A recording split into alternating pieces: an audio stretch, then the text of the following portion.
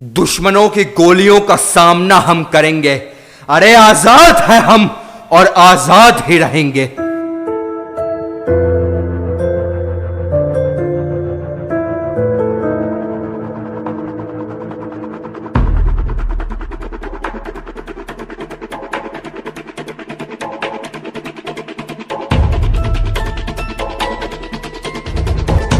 फौलाद सा शरीर, मूंछों पर ताव, चेहरे पर तेज और आंखों में आजादी का सपना, बेखौफ, निडर, दमदार।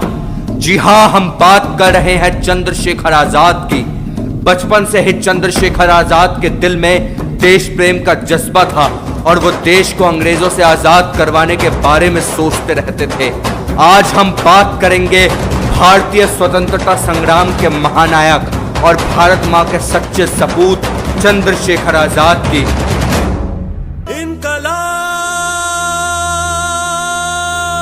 जिंदाबाद। एक ऐसे क्रांतिकारी जिन्होंने हंसते हंसते अपने प्राण देश के लिए न्यौछावर कर दिए, जो अपनी लड़ाई के आखिर तक आजाद थे क्योंकि गोरों में इतनी कुवत नहीं थी कि वो उन्हें पकड़ सके। एक ऐसा नाम जिसने पूरे देश में आजादी की एक ऐसी अलख जगाई जिसने गोरी हुकूमतों की जड़ों को हिला करके रख दिया। चंद्रशेखर तिवारी उर्फ चंद्रशेखर आजाद, वो ब्राह्मण जिन्होंने अपने बलिदान से ये बिल्कुल साफ कर दिया कि उनके लिए भारतीय होने से बड़ा कोई गर्व नहीं था। उनके दिल में बचपन से एक ऐसी मशाल जल रही थी कि उन्होंने सिर्फ 14 साल की उम्र में महात्मा गांधी के साथ असहयोग आंदोलन में हिस्सा लिया। और हैरान करने वाली बात तो यह है कि जब उस महज 14 से 15 साल की उम्र वाले लड़के की गिरफ्तारी हुई तो उसने अपना नाम आजाद, पिता का नाम स्वतंत्रता और घर जेल खाना बताया। वो जज्बा था उस क्रांतिकारी का जिसके कारण उनका नाम चंद्रशेखर आजाद पड़ा। दुनिया में जिस सरकार का, जिनकी हुकूमत का सूर्य अस्त नहीं होता था, अरे वो सरकार भी हमारे भारतीय आजाद को अपनी बेड़ियों में नहीं जकड़ पाई थी।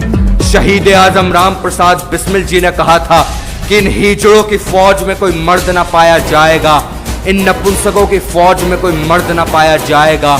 वो तूफानों में जलने वाला चिराग तेरी लुंगियों की फूकों से ना बुझाया जाएगा। तुम क्या पकड़ोगे समंदर को, तुम क्या पकड़ोगे आसमां को, तुम क्या पकड़ोगे हवा को, और कहीं पकड़ भी लिया तो तुम क्या पकड़ोगे आजाद को, क्योंकि आजाद एक सोच थी जिसे कोई पकड़ नहीं सकता था। बचपन से ही वह विरोधी स्वभाव के थे, जो हर उस चीज का विरोध करते थे जो भारत के खिलाफ था, और बहुत जल्द वो युवाओं के आदर्श बन चुके थे। जब अंग्रेजी हुकूमत की बर्बरता हद से बाहर होने लगी तो वह सशस्त्र क्रांति की सोच को लेकर आगे बढ़े।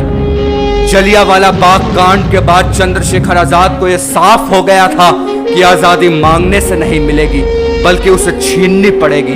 अपनी बुद्धिमत्ता से हर बार अंग्रेजों को चकमा देकर और नई नई योजना बनाकर वह युवाओं को एकजुट करते रहे, क्योंकि उनका मानना था कि जिस दिन देश के युवा एकजुट होकर अंग्रेजी सरकार के खिलाफ हो गए उस दिन अंग्रेजी हुकूमत का भारत में आखिरी दिन होगा। उनका प्रण था कि उनकी आखिरी सांस तक उन्हें कोई पकड़ नहीं पाएगा। वो कभी अंग्रेजों के आगे आत्मसमर्पण नहीं कर सकते थे। काकोरी कांड का एक बहुत मशहूर किस्सा है जिसमें हमारे स्वतंत्रता सेनानी राम प्रसाद बिस्मिल, अशफाक उल्लाह खान वारसी, राजेंद्र नाथ लाहिरी, रोशन सिंह ठाकुर के साथ चंद्रशेखर आजाद ने पूरी ट्रेन को लूटकर यह साफ कर दिया था कि अब भारत आजादी लेकर रहेगा।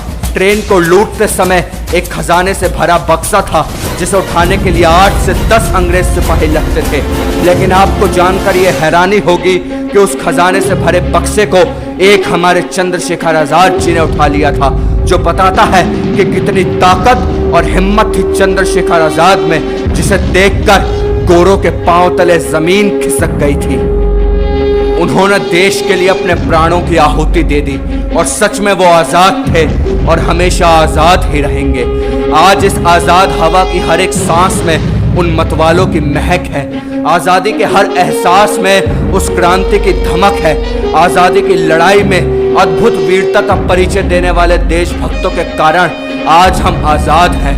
अमर शहीद चंद्रशेखर आजाद को हमारा शत शत नमन।